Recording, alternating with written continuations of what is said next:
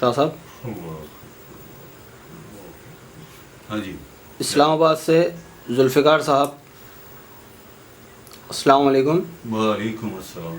شاہ صاحب کیا آپ بتا سکتے ہیں کہ حضور علیہ السلام نے اذان کیوں نہیں دی؟ بھیا بتا کیا سکتے ہیں، تو بتا چکے، شاید کوئی ویڈیو پڑی ہوئی ہماری، اس میں آپ دیکھ لیں، ساری ہم نے ڈیٹیل اس میں دی ہے، لیکن آپ کا یہ سوال آ گیا تو چلیے بتا دیتے ہیں۔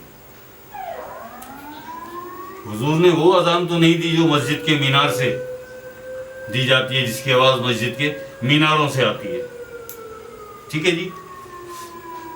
حضور نے کیوں نہیں دی اذان؟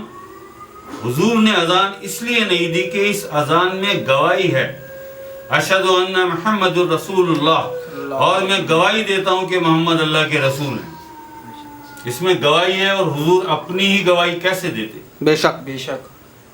تو آپ نے اس لیے اذان نہیں دی، وہ اذان جو میناروں سے دی جاتی ہے۔ اب بلال حبشی کو اذان کس نے سکھائی، یہ الگ مسئلہ ہے، یہ الگ مسئلہ ہے، جس پہ تھوڑا سا اختلاف ہے۔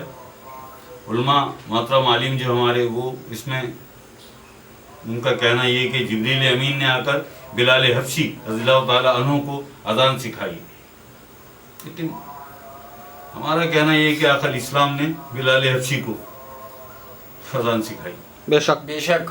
اور ایسی سکھائی کہ اپنا لہجہ بلال حبشی کے لہجے میں ڈال دیا۔ کیا بات، عرش والے بھی سنتے تھے، کیا بات ہے وہ شاہ صاحب، اذان تھی، اذان کیا حق۔ بات، حق بے شک تو عرش پہ تو آقا اسلام کا ہی لہجہ پہنچ سکتا ہے، بے شک۔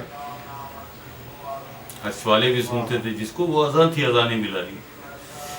تو بھیا حضور نے اس لیے اذان نہیں دی آقا اسلام نے کہ اس میں گواہی ہے، اشہد ان محمد الرسول اللہ، اور میں گواہی دیتا ہوں محمد اللہ کے رسول ہیں۔ آقا اسلام اپنی گواہی تو نہیں دیتے، آپ خود ہی تو ہیں، ٹھیک ہے جی۔ حق۔ لا الہ الا اللہ محمد رسول اللہ صلی اللہ علیہ وسلم۔